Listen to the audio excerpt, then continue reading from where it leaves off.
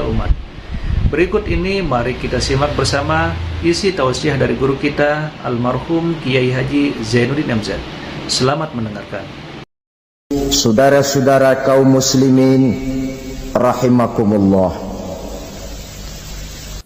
kita menyaksikan peristiwa-peristiwa yang memilukan dan memalukan. PHK terjadi di mana-mana, pengangguran meningkat, harga-harga membumbung tinggi, daya beli rakyat semakin lemah. Sementara di bidang politik, kejadian-kejadian memberikan indikasi bahwa persatuan dan kesatuan kita sebagai bangsa dewasa ini tengah berada dalam ujian yang berat.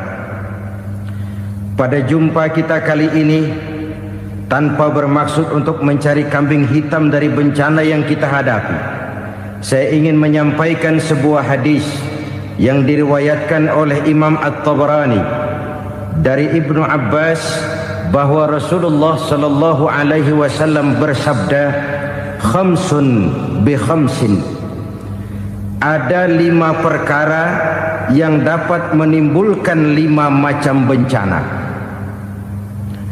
Mari kita renungi hadis ini satu demi satu sebagai bahan introspeksi buat kita semua dalam menghadapi bencana yang tengah berlaku sekarang ini. Yang pertama, ma naqasa qaumul ahda illa sullita alaihim aduwwuhum. Apabila suatu kaum sudah mengingkari janjinya, maka mereka pun akan dikuasai oleh musuh-musuh mereka. Sederhana saja nampak kalimat dalam hadis ini. Apabila orang sudah mengingkari janji, mereka akan dikuasai oleh musuh-musuh mereka sendiri. Dan musuh kita yang paling utama saat ini adalah kemiskinan dan kebodohan. Kenapa itu terjadi? Karena kita mengingkari janji kita sendiri. Di saat awal-awal berdirinya Orde Baru, kita pernah berjanji untuk melaksanakan Pancasila dan Undang-Undang Dasar 45 secara murni dan konsekuen. Kita berjanji bahwa kita akan menegakkan pemerintah yang bersih dan berwibawa. Itu semua pada permulaannya. Waktu demi waktu berjalan, kita lupa dengan janji yang kita ucapkan itu. Ketuhanan yang Maha Esa kita ucapkan, tapi kesetanan yang luar biasa yang kita lakukan. Kemanusiaan yang adil dan beradab yang kita dengungkan, tetapi kemanusiaan zalim dan biadab yang kita praktekkan. Sederhana saja saudara, hampir setiap pejabat pada posisi-posisi kunci, di awal-awal ia memangku jabatan itu, biasanya ia mengucapkan sumpah dengan lafaz demi Allah, bahwa dalam melaksanakan jabatan ini saya tidak akan menerima hadiah atau pemberian dalam bentuk apapun. Itu pada permulaannya. Lama-lama rupanya hadiah itu asik juga, mulai diterima. Lama-lama dirasa kurang, mulai menagih. Dan akhirnya terjadilah praktek yang disebut suap menyuap, semir menyemir, dan lain sebagainya. Kalau ini sudah menjadi kenyataan, bagaimana kita mau menegakkan pemerintah yang bersih dan berwibawa? Undang-Undang Dasar 45 menyatakan bahwa bumi, air, dan seluruh kekayaan negara dikelola oleh negara bagi sebesar-besar kemakmuran rakyat. Yang terjadi adalah bahwa kita merasa mewakili rakyat untuk menikmati harta dan kekayaan negara, sehingga rakyat banyak tidak bisa ikut menikmatinya. Menumpuklah harta itu sehingga terjadilah pepatah, gunung ditimbun, sumur digali. Yang kaya semakin kaya, yang miskin semakin terpuruk. Kita ingkar dengan janji yang kita ucapkan di awal-awal kita bergerak. Kita ingkar dengan janji pada saat kita mengatakannya dengan menyebut nama Allah, dengan mempertaruhkan nama Tuhan. Sehingga pada akhirnya jabatan pun mengalami tender. Sudah menjadi rahasia umum. Orang mau jadi lurah mesti mengeluarkan uang. Mau jadi camat mesti mengeluarkan uang. mau jadi wali kota, bupati, bahkan gubernur, itu ada pasarannya. Secara logika, kalau orang memperoleh satu jabatan karena banyak mengeluarkan uang, tentu pada saat ia mengeluarkan uang, ia sudah punya pemikiran, modal pasti pulang, modal pasti kembali. Kalau orang memperoleh suatu jabatan karena banyak mengeluarkan uang, maka langkah pertama yang dia lakukan setelah memangku jabatan itu ialah bagaimana uang bisa kembali, bagaimana modal bisa pulang. Kalau modal sudah pulang, pikiran berikutnya bagaimana supaya dapat untung. Lalu kapan mau bekerja untuk kepentingan rakyat? Itu nomor 18. Kemudian kalau ada proyek-proyek besar, pertanyaannya ialah bukan apakah proyek ini bermanfaat bagi rakyat, apakah proyek ini layak untuk diteruskan, tetapi yang jadi pertanyaan paling utama ialah bagian saya berapa duit dari proyek ini. Kita bisa lihat proyek, mega proyek lahan 1 juta hektar di Kalimantan Tengah, triliunan rupiah, dan proyek itu gagal. SD Impres bulan ini diresmikan, bulan depan retak. Jembatan-jembatan bulan ini gunting pita, bulan depan runtuh. Kita ingkar dengan janji. Kita berkata kita bekerja untuk kepentingan rakyat, tapi kita tidak pernah mengenal rakyat itu. Apabila suatu kaum sudah mulai mengingkari janji, maka mereka akan dikuasai oleh musuh-musuh mereka. Akibatnya tersusunlah barisan-barisan sakit hati yang makin lama makin menjadi bola salju, menggelinding membesar, dan kemudian terjadilah hal-hal yang tidak kita inginkan lagi. Apabila suatu kaum sudah mengingkari janji, maka mereka akan dikuasai oleh musuh-musuh mereka. Ini penyebab bencana yang pertama. Kita tidak konsekuen. Tadinya kita dengan lantang teriak-teriak berantas korupsi, ganyang korupsi. Pada waktu kita belum mendapat kesempatan. Setelah kita naik punya kesempatan, rupanya korupsi enak juga dirasa. Terjadi pergeseran nilai, orang luntur, kehilangan idealisme awal.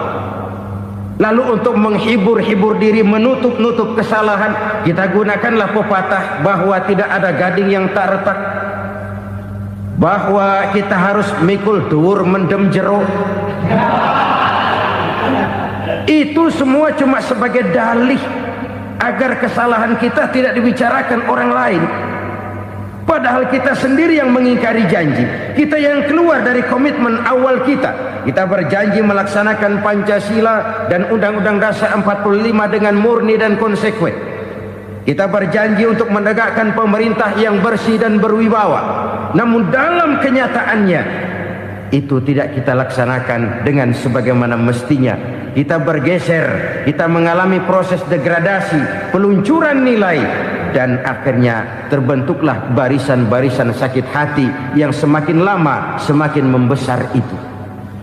Kita harus introspeksi. Memang kalau zaman sedang susah, biasanya kambing hitam laris, tukang kompor gentayangan. Itu dari dulu selalu mencari kambing hitam. Karena itu kita tidak bicara orang, kita tidak bicara siapa yang salah, kita bicara sistem, dan sistem itu bisa mengena siapa saja. Kalau orang sudah mulai mengingkari janji, bergeser dari komitmen awal, itu sudah mulai ia mengalami proses peluncuran, proses degradasi. Ini penyebab yang pertama.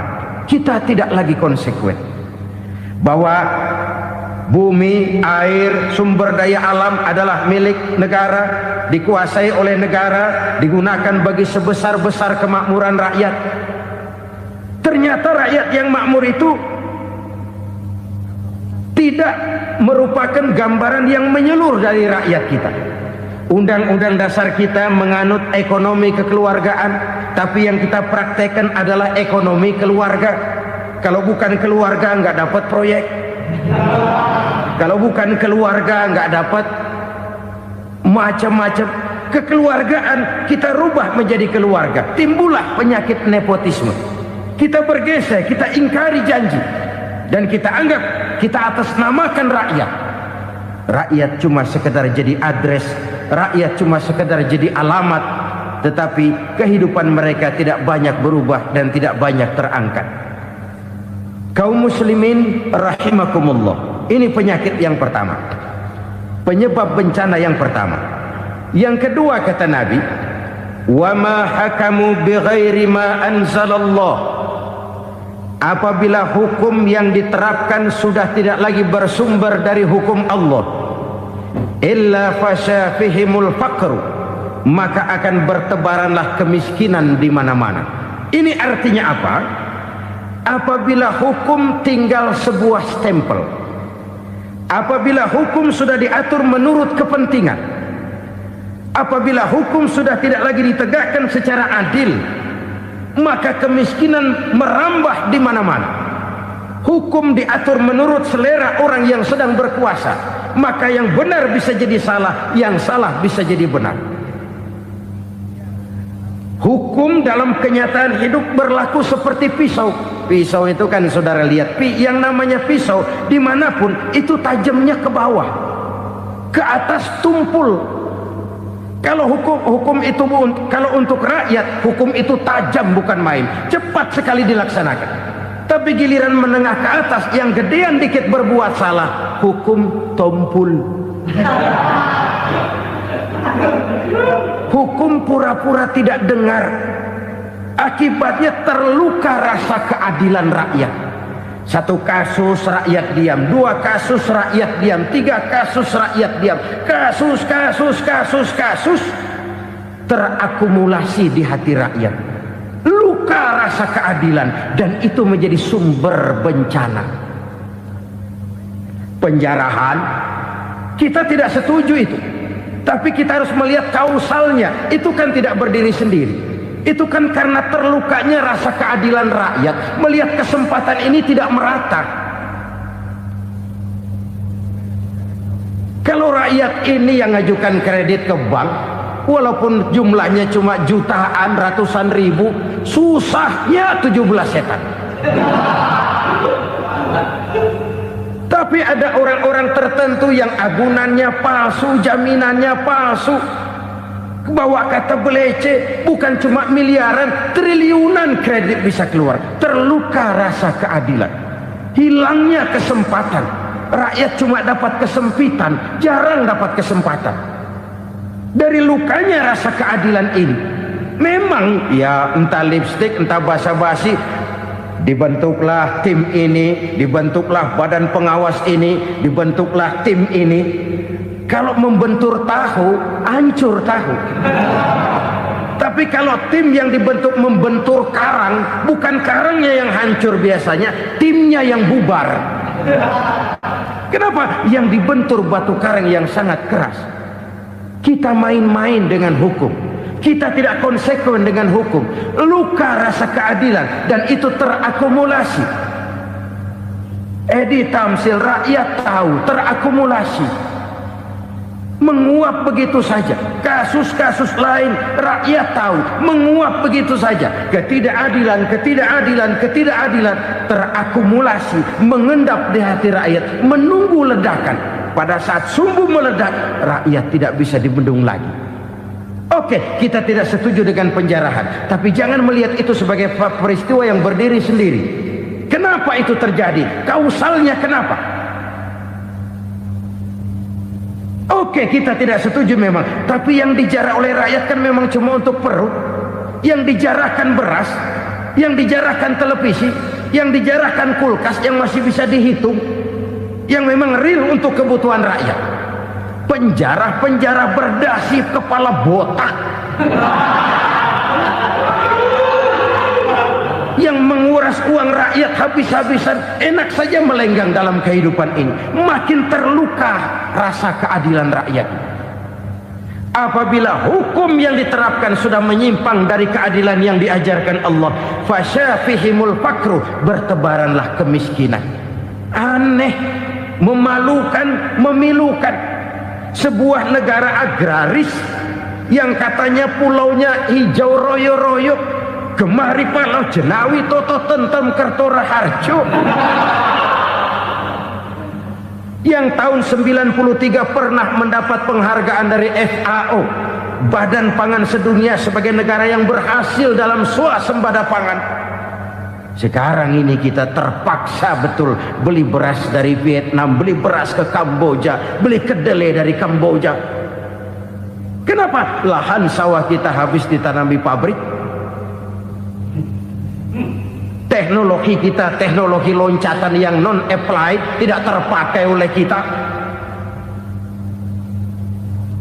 Lantas lahan yang tidak bisa kita tanami, kita paksakan lahan-lahan gambut menjadi tanah pertanian yang subur dengan biaya triliunan, dan kita gagal. Kita cari jarum dan kapak hilang. Kita mau jadi negara industri dengan loncatan teknologi yang maju, kita lupakan pola pijak kita sebagai negara agraris, dan akhirnya kita kecolongan. Lihatlah dewasa ini, rakyat kita antri sembako di mana-mana. Di sebuah negara agraris, ketidakadilan melahirkan kemiskinan, kemiskinan moral dan kemiskinan material. Kemiskinan moral, rakyat nggak percaya lagi sama pejabat. Rakyat mengalami krisis figur. Orang, alah lu ngomong dah sama ember.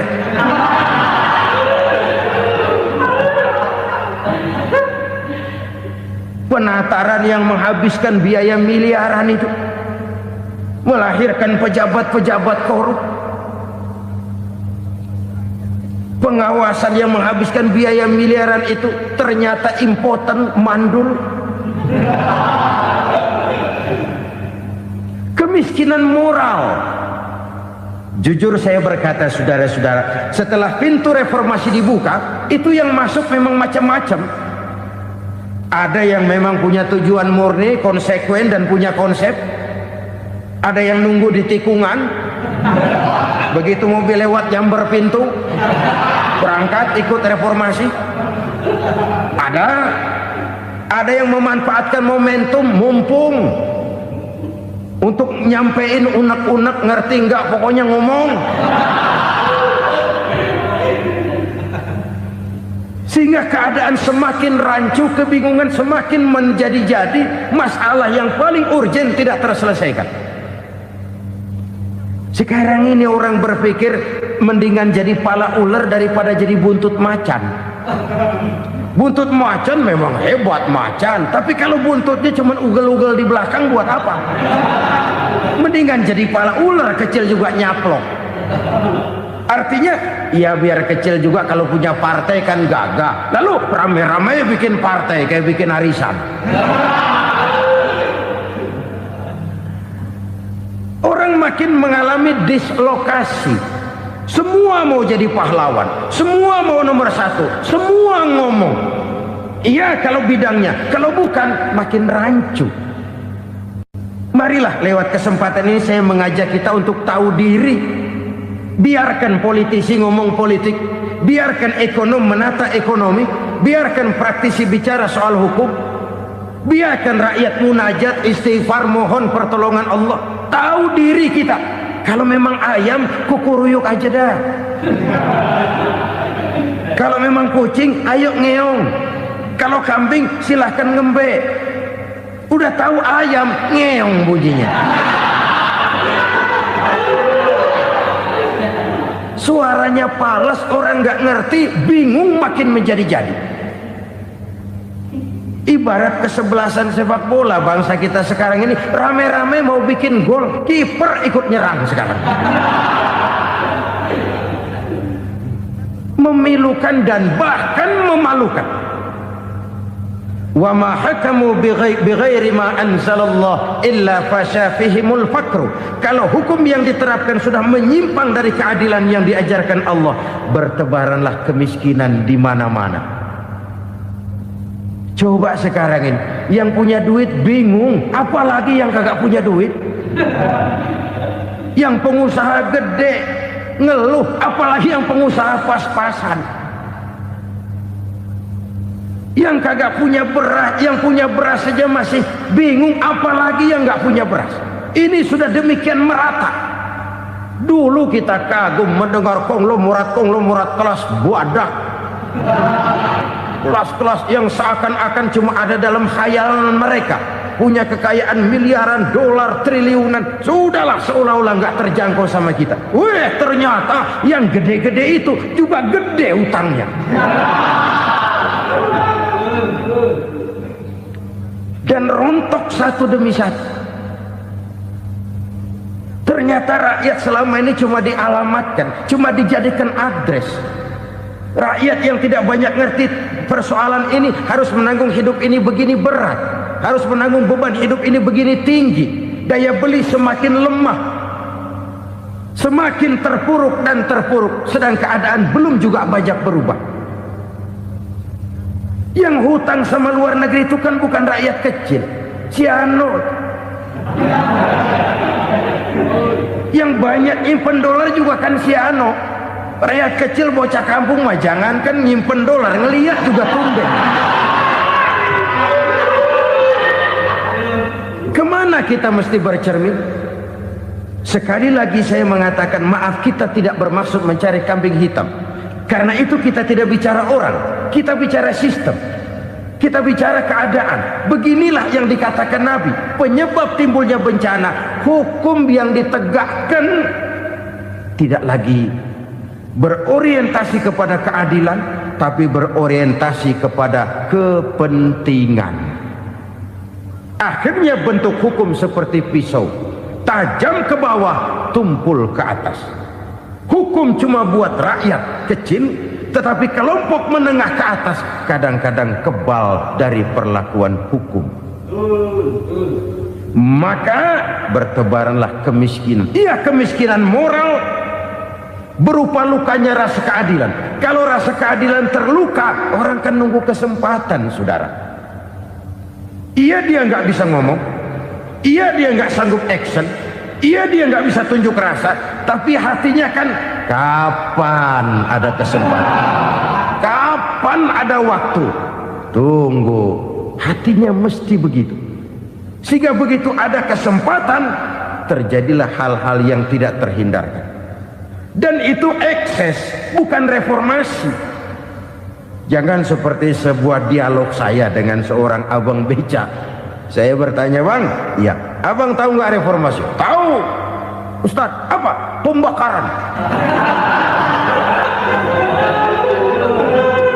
Terus penjarahan, lalu perkosaan. Itu reformasi. Itu yang saya lihat. Nah, itu yang dia lihat. Saya tentu tidak menyalahkan abang beca kita, karena memang itu yang dia lihat dan sejauh itu wawasannya.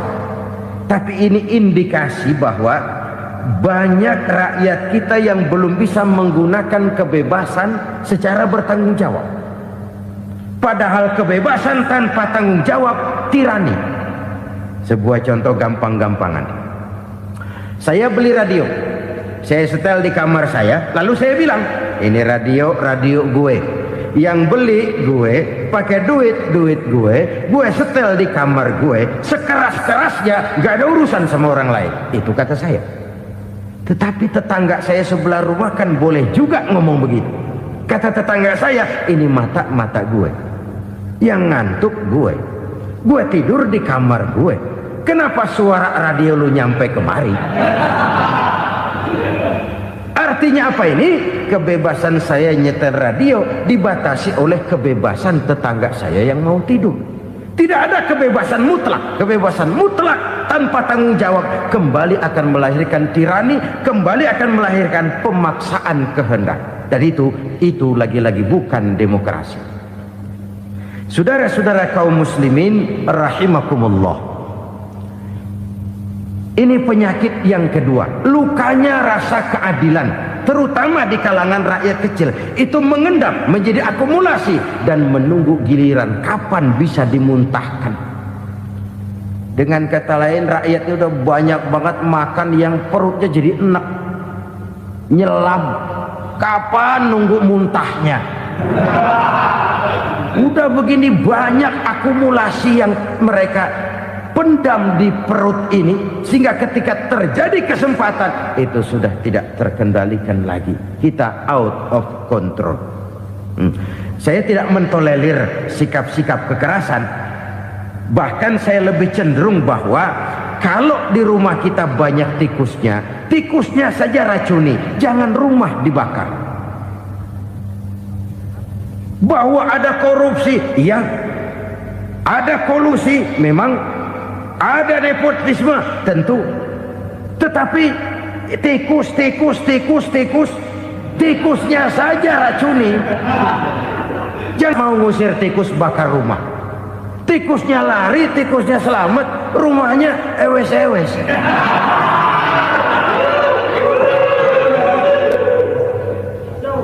Tikus selamat, rumah nggak punya, masalah nggak terselesaikan dengan sebagaimana yang kita harapkan. Kita sepakat ini negara hukum, dan di hadapan hukum semua manusia itu sama.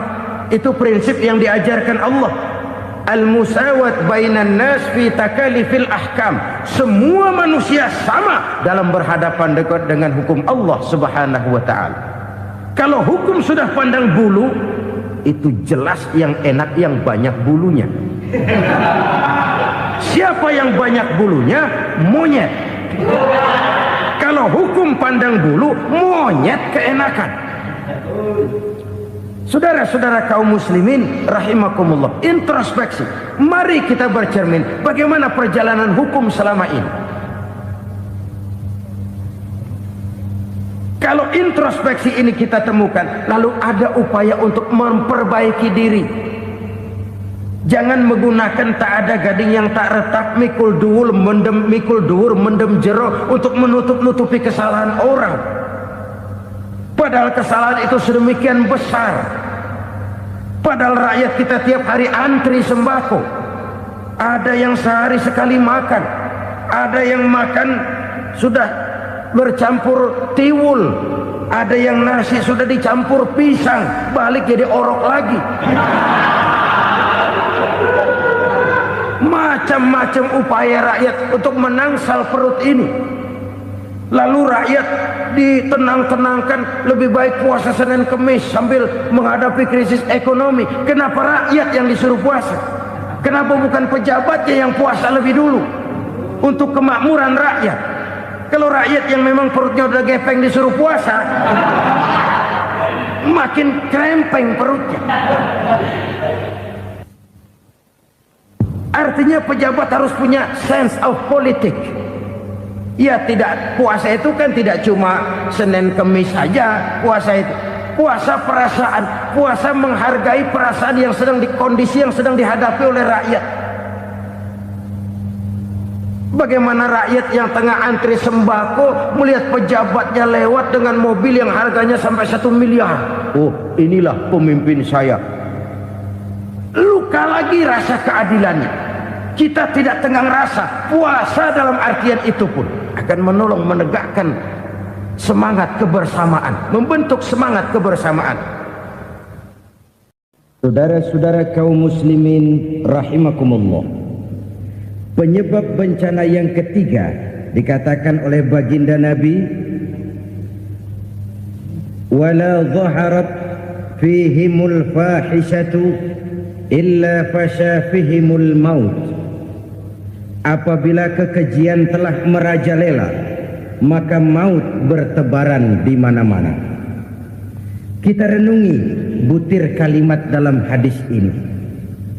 Apabila kekejian telah merajalela, maut bertebaran di mana-mana. Begitu murah arti sebuah kehidupan. Penjarahan untuk hal-hal yang kecil tapi sampai mengorbankan nyawa. Apabila kekejian sudah terjadi di mana-mana, maut pun bertebaran. Maut dalam arti berpisah ruh dengan jasad, tapi juga maut dalam arti orang bisa mati karirnya, orang bisa mati usahanya, orang bisa mati kesempatannya karena perbuatan-perbuatan keji yang selama ini tidak terbendung. Lahirlah teori mafia. Siapa yang kuat dia yang berkuasa, siapa yang lemah dia menjadi mangsa. Proyek-proyek besar yang menang tender itu ya dari itu ke itu saja. Yang pengusaha-pengusaha tidak punya koleksi, koneksi, tidak bisa bayar komisi, dapat proyek tetelan. Ada dagingnya, dikit namanya juga tetelan. Dagingnya sudah habis disantap oleh meja. Sekian puluh meja dilalui, sekian puluh amplop dikeluarkan. Sehingga yang akhirnya ya tinggal tetelan itu tadi. Maka kualitas pekerjaan pun sudah bukan lagi jadi masalah. Demikianlah mafia-mafia ini bermunculan di mana-mana. Di pengadilan terkenallah mafia pengadilan. Hukum bisa dibeli, hukum bisa dipesan menurut kebutuhan sponsor. Mafia peradilan, mafia politik, mafia ekonomi, bahkan mafia agama yang menggunakan agama sebagai kedok, menggunakan agama sebagai dalih, menggunakan agama sebagai topeng untuk melancarkan maksud-maksud politiknya pun tidak tertutup kemungkinan. Apabila kekejian telah merajalela, maut bertebaran di mana-mana. Korupsi, kolusi, nepotisme itu bagian dari kekejian. Kita selama ini kalau mendengar maksiat, itu yang terbayang cuma judi, mabuk, zina. Iya itu maksiat. Tapi korupsi, kolusi, nepotisme itu juga maksiat dalam bentuk lain. Kalau ini sudah bertebaran, maka maut terjadi di mana-mana. Jangan bayangkan cuma mati orangnya, itu sih kewajiban. Yang menyakitkan itu orangnya masih hidup tapi dibikin mati, karirnya mati. Kenapa? Karena yang diperlukan bukan cuma orang pinter tapi orang taat. Biar pinter, kalau nggak taat minggir. Biar bodoh, kalau taat bisa nyenangin atasan, bisa nyemur. Kumaha juragan wae ayo nama. Itu yang kadang-kadang dapat penghargaan. Tidak ada prestasi kerja kecuali bikin senang orang di atas. Kita lihat di desa-desa jalan rusak. Kalau ada berita pejabat anak mau turun, jalan rata sekali.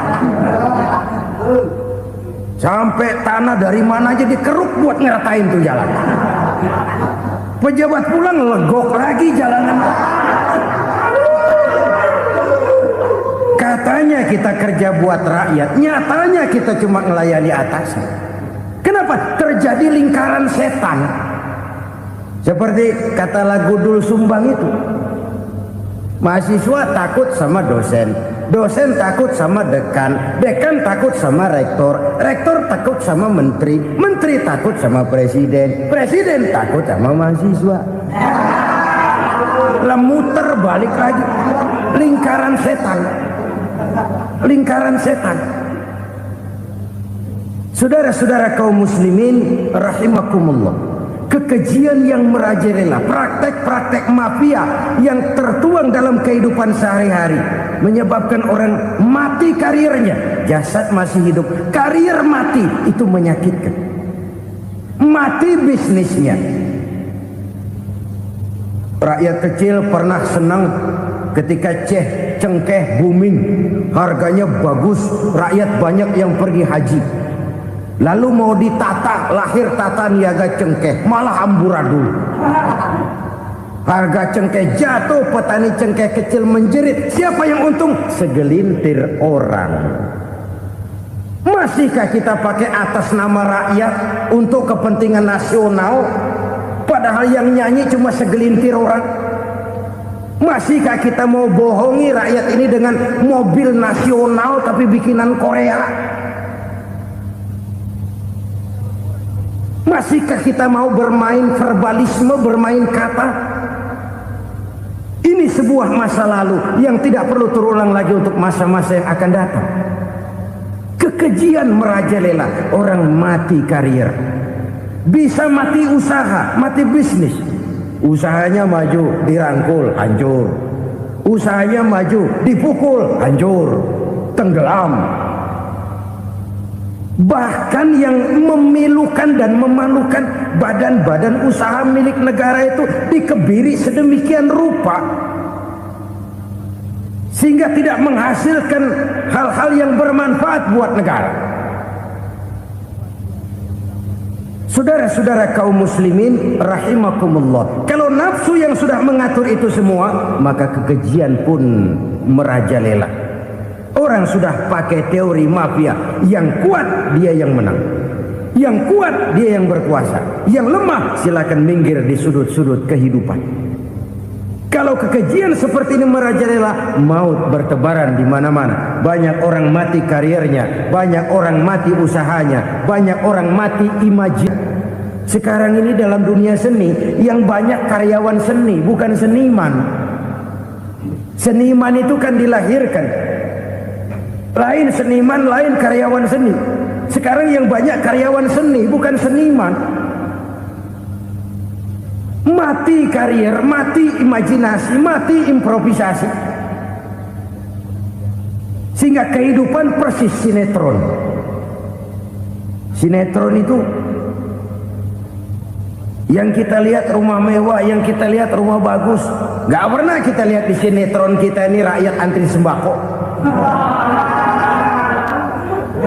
Kita dijejali hal-hal yang indah, yang wah, yang membuat kita tenggelam dalam gaya hidup instan, tenggelam dalam gaya hidup wah. Kita lupa dengan realitas keseharian di tengah-tengah masyarakat kita. Lahirlah kelompok-kelompok selebritis, dibesarkan oleh berbagai media. Selebritis pilek aja masuk koran, pilek.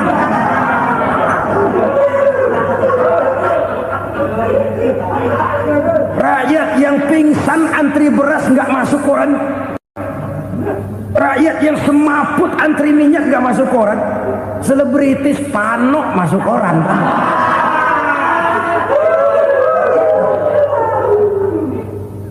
Kita besarkan hal-hal kecil, kita kecilkan hal-hal besar. Kenapa? Kita mengejar oplah, kita profit oriented, tidak lagi berorientasi kepada realitas hidup yang kita hadapi ini. Kalau kekejian sudah merajalela, kata Nabi, maka maut bertebaran di mana-mana. Maut dalam artian maut, coba lihat sekarang begitu murah nyawa. Karena 1000 perak orang mau nusuk bunuh. Karena beras seliter orang khilaf, begitu murah kehidupan. Tapi kekejian dalam bentuk korupsi, kolusi, nepotisme, kekejian dalam bentuk itu mematikan karier, mematikan bisnis, mematikan imajinasi, mematikan kreativitas. Itu juga maut dalam bentuk lain akibat kekejaman lain. Ini penyebab yang ketiga. Subhanallah, sangat luar biasa apa yang disampaikan oleh guru kita almarhum Kiai Haji Zainuddin MZ. Sahabat beriman yang dirahmati Allah, jangan beranjak dulu, tetaplah di channel ini karena kajian ini belum selesai dan masih banyak lagi hal-hal menarik yang akan disampaikan oleh guru kita almarhum Kiai Haji Zainuddin MZ. Maka dari itu tetaplah di sini dan mari kita lanjutkan kembali. Selamat mendengarkan. Yang keempat, penyebab bencana menurut baginda Rasul, wala tukhfiful mikyala illa muni'un nabat. Apabila timbangan sudah dicurangi, maka tercegahlah tumbuh-tumbuhan. Apabila timbangan sudah mulai curang, maka terjadilah musim paceklik.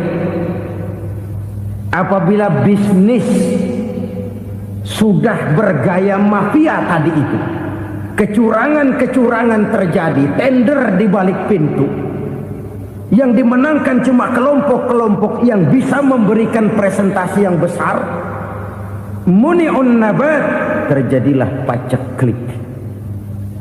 Paceklik, panen gagal, wereng, ya wereng. Kemarau panjang, it's okay. Air sulit, iya. Tetapi kan semua itu ada yang ngatur. Kemarau ada yang ngatur, belalang itu ada yang ngatur, air itu juga ada yang ngatur. Yang ngatur itu yang serba maha.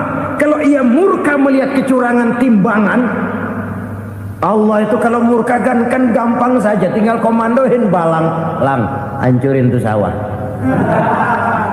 Konvoy belalang, konvoy. Allah tinggal ngutik angin El Nino, mampir lo ke Indonesia. Hujan nggak turun-turun, kemarau panjang. Jadi kalau musim kemarau kan namanya anginnya El Nino. Kalau musim hujan anginnya namanya La Nina. Cakep namanya, kejem orangnya. Saudara lihat Cina sekarang sedang kena La Nina, banjir besar, ribuan orang meninggal. Dia mah ribuan mati kagak berasa, rakyatnya miliaran. Bangladesh lagi ngalami La Nina, India lagi ngalami La Nina. Angin, hujan, kemarau, belalang itu kan ada yang ngendaliin. Kuncinya bukan di belalangnya, kuncinya bukan di peredaran matahari berputar, kuncinya di atas yang mengatur semua itu. Kalau timbangan sudah mulai curang, pengusaha sudah nggak mau jujur, apa enggak bikin perut jadi mual. Begitu rakyat antri sembako pingsan nggak dapat beras, sementara beras ditumpuk-tumpuk sampai membusuk. Kemana hati nuraninya? Kemana akal pikirannya? Kemana mereka yang berbuat atas nama rakyat tapi melihat rakyat susah tidak tergerak hatinya? Apabila timbangan sudah mulai dicurangi, bisnis sudah mulai melenceng, maka terjadilah paceklik. Sebuah negara yang berhasil dalam swasembada pangan, lalu sekarang menjadi negara yang rakyatnya antri untuk memperoleh kebutuhan pangan. Saudara-saudara kaum muslimin rahimakumullah, ini intinya adalah kecurangan. Kalau kecurangan sudah terjadi di mana-mana, dan ini milik siapa saja, bukan soal tempat, bukan soal jabatan, soal manusianya, SDM-nya. Kecurangan tidak cuma terjadi di kantor, di masjid bisa terjadi kecurangan. Korupsi tidak hanya bisa terjadi di kantor, di madrasah bisa ada korupsi. Faktor manusianya, ini soal SDM. Kecurangan yang besar tentu besar lagi kerugiannya. Kecurangan yang kecil, kecurangan sehari-hari, pedagang-pedagang kecil ngurangi timbangan, barang yang buruk dikatakan baik, yang baik dikatakan buruk, itu merugikan perorangan. Kecurangan yang besar merugikan bangsa dalam bentuk total, dalam bentuk seutuhnya. Nah, kecurangan-kecurangan seperti ini rakyat kan lihat, rakyat kan tahu, dan itu kembali terakumulasi di sini, pegel. Dan jangan lupa, rakyat yang nggak ngomong itu, rakyat yang nggak bersuara itu, batinnya menjerit, jeritannya menggoncang aras, dan itu didengar Allah. Yadullah fauqal jamaah, kata Nabi, tangan Tuhan di atas orang banyak. Jeritan hati rakyat menggoncang aras. Rakyat yang terlalu banyak dizolim, rakyat yang terlalu banyak dirugikan, ya rakyat yang terlalu banyak di atas namakan, menjerit batinnya, menggoncang aras, dan Allah bisa menggerakkan apa saja untuk membuat satu situasi. Allah bisa menggerakkan apa saja untuk membuat satu situasi. Saudara-saudara kaum muslimin rahimakumullah, ini faktor yang ketiga, timbulnya kecurangan. Faktor yang keempat maksud saya. Yang kelima, penyebab timbulnya bencana menurut baginda Nabi, wala muni'uz zakat wala muni'uz zakat illa hubbisa anhumul qatru. Apabila zakat enggan dibayar, maka tercegahlah qatrun. Qatrun ini kalau bahasa kita sembako. Maka tercegahlah kebutuhan-kebutuhan yang kita perlukan.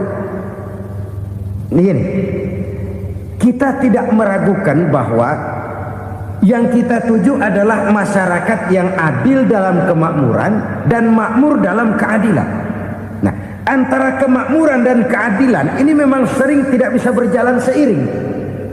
Pada saat kemakmuran kita kejar, ekonomi kita pacu, ada nilai-nilai keadilan yang tertinggal. Pada saat nilai keadilan kita tegakkan benar-benar, ada unsur-unsur kemakmuran yang terabaikan. Oke, kita bisa mengatakan kasus. Oke, kita bisa mengatakan itu sebagian kecil. Tapi kalau sebagian kecil, lama-lama kan jadi sebagian besar. Oke, kita mengejar kemakmuran. Pertanyaannya, kemakmuran untuk siapa? Oke, kita berikan kelompok tertentu kue yang besar dengan harapan nanti dia bagiin kuenya kepada yang kecil-kecil. Tapi kenyataan mereka yang dapat kue besar akhirnya malah lupa diri dan lupa daratan. Mau makin besar, malah memeras yang kecil-kecil ini. Sekarang kan yang kecil modali yang besar. Ramai-ramai buka bank, ternyata kamuflase. Uang banknya untuk kredit perusahaannya sendiri. Nasabahnya rakyat kecil. Artinya apa? Rakyat kecil disuruh modalin orang yang udah gede. Ini kan sambar geledek urusan.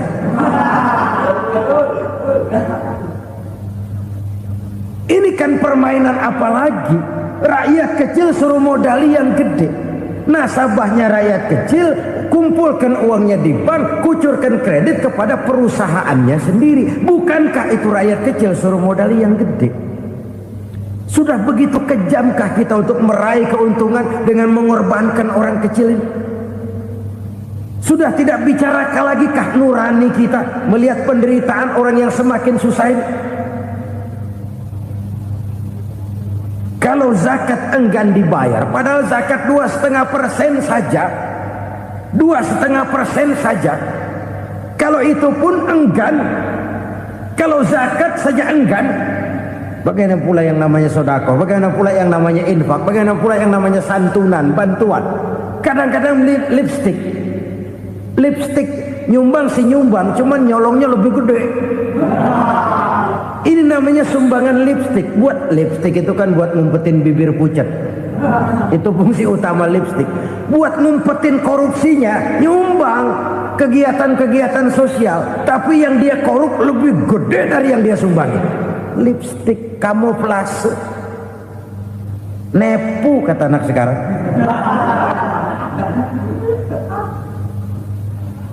Saudara-saudara kaum muslimin rahimakumullah. Demikian berat kewajiban zakat ini sampai di zaman Sayyidina Abu Bakar pernah keluar komando perangi orang yang enggan membayar zakat. Perangi. Karena fungsi zakat adalah menjembatani antara si kaya dengan si miskin. Bahwa ada kemiskinan itu Qur'ani. Allah menyatakan, aku melebihkan rezeki sebagian kamu dari yang lain. Ini kan kesenjangan. Allah melebihkan rezeki sebagian kamu dari yang lain. Ada itu. Tetapi itu berjalan secara nature. Nah, kalau direkayasa, yang kaya semakin kaya, yang miskin semakin terpuruk, yang sudah besar dapat proyek besar, yang kecil dapat tetelan. Ini kan rekayasa namanya. Kesenjangan yang direkayasa ini yang kita harus kikis. Nah, fungsi zakat menjembatani dari sisi sosial. Dari sisi pribadi, Nabi berpesan, zakku amwalakum biz zakat. Bersihkan hartamu dengan zakat. Sekarang ada istilah nyuci uang. Uang hasil korupsi itu bisa dicuci, dijadikan uang bersih. Bukan pakai rinso, bukan. Pakai politiknya koruptor, diolah sedemikian rupa sehingga jadi uang resmi. Sudah memutik, itu termasuk yang disebut kejahatan kerah putih, white collar crime. Kejahatan kerah putih, kejahatan pakai dasi, kejahatan kelas kakap. Makanya orang mendingan goblok kagak bener daripada pinter kagak bener. Goblok kagak bener itu gampang ngurusinnya. Pinter kagak bener ini yang berabe bener ngurusinnya.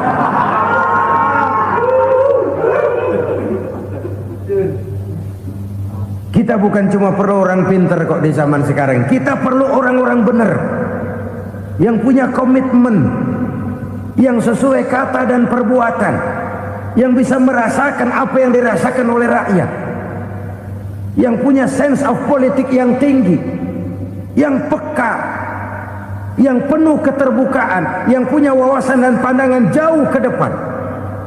Dari sisi pribadi, zakat itu membersihkan harta kita.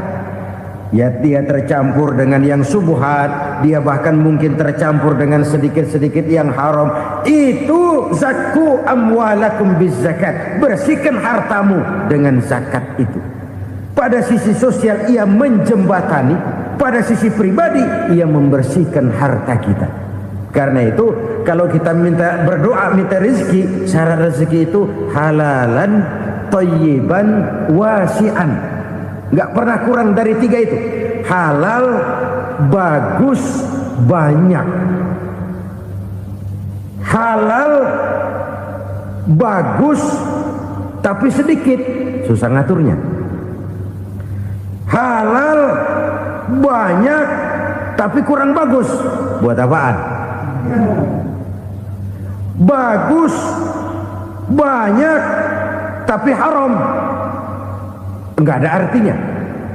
Sebab kata Imamul Ghazali, kalau kau terlalu suka memakan makanan yang haram, dikunyah masuk ke dalam perut besar, digiling oleh perut besar, menghasilkan energi, menggerakkan sel-sel pembuluh saraf, kau juga akan cenderung berpikir yang haram.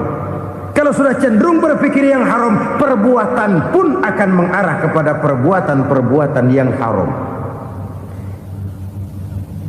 Dulu waktu kelompok Jimbaran 200 konglomerat Indonesia kumpul dihimbau supaya sekian persen kasih pengusaha lemah.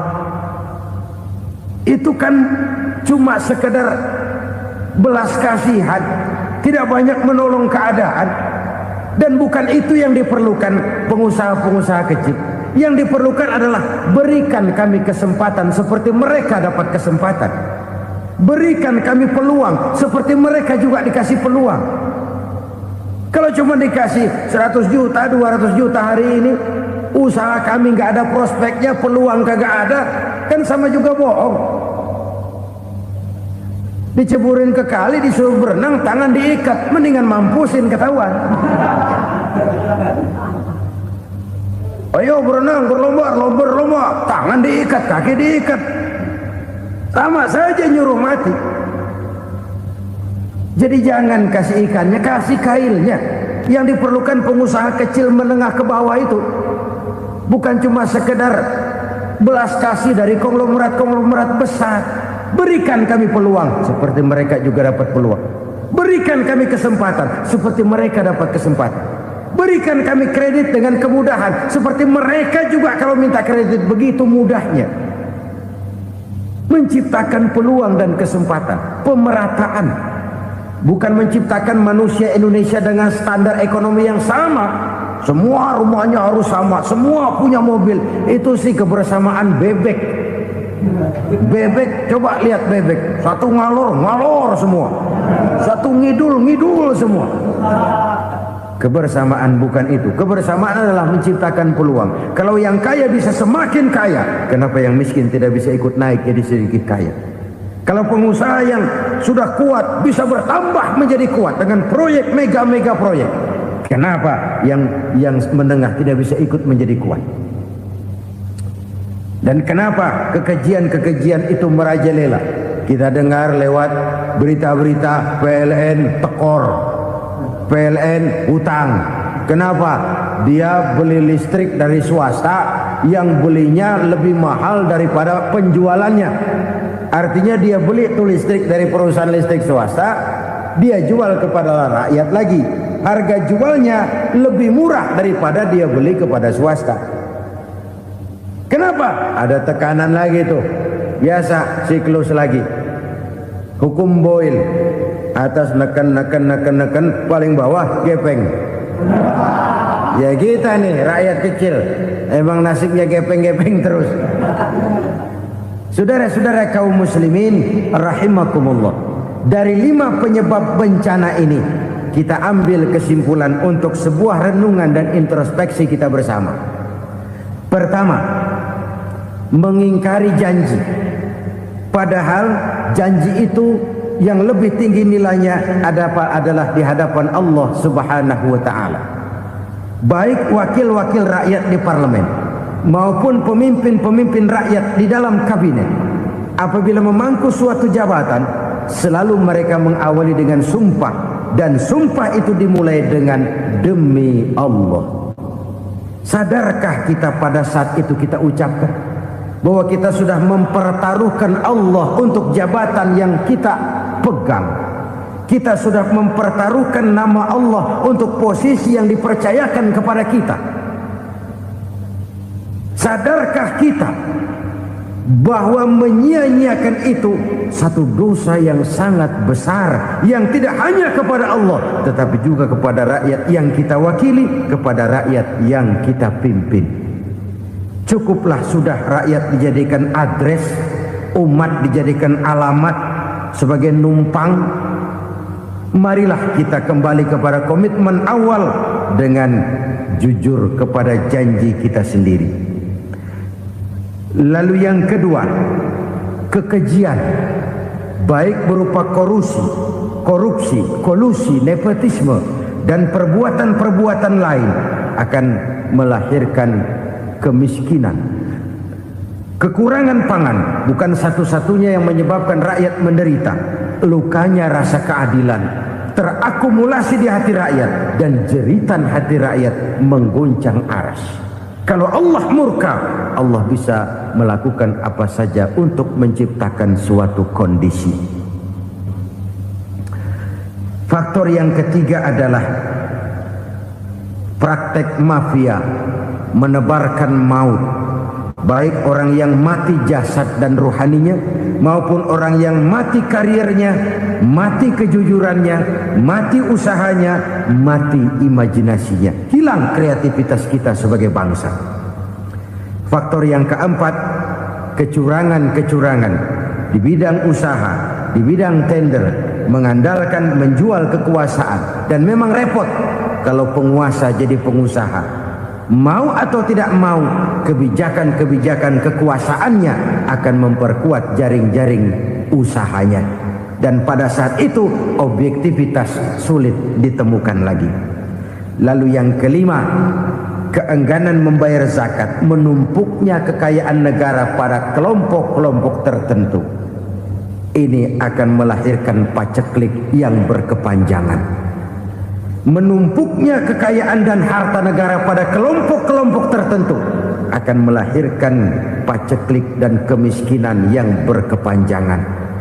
Marilah kita sadar, marilah kita merenung bahwa keengganan kita membayar zakat, menciptakan pemerataan, pada akhirnya akan menjadi musibah buat kita semua. Saudara-saudara kaum muslimin rahimakumullah, sekian dulu jumpa kita kali ini. Mudah-mudahan yang saya sampaikan dari hadis riwayat Imam Tabrani ini menjadi bahan introspeksi buat kita semua. Tidak akan seorang muslim jatuh 2 kali di tempat yang sama. Semua merupakan pelajaran untuk kita jadikan introspeksi guna menata hari esok yang lebih baik daripada hari ini. Reformasi harus terus berlanjut, tidak bisa dan tidak perlu dikendalikan, tapi harus tetap dengan landasan akhlakul karimah sesuai dengan budaya kita sebagai bangsa. Terima kasih atas perhatian saudara. Mohon maaf atas segala kekurangan. Jumpa lagi lain kesempatan insyaallah. Usikum wa nafsi bitaqwallah. Wassalamualaikum warahmatullahi wabarakatuh. Alhamdulillahirrabbilalamin. Demikianlah tausiah yang sangat luar biasa yang sudah disampaikan oleh guru kita almarhum Kiai Haji Zainuddin MZ. Tentunya banyak sekali ilmu, hikmah, dan manfaat yang bisa kita jadikan pelajaran dalam kehidupan kita sehari-hari. Sahabat beriman yang dimuliakan Allah, mari kita doakan guru kita, semoga beliau diampuni segala dosa-dosanya dan dilapangkan kuburnya. Amin ya rabbal alamin.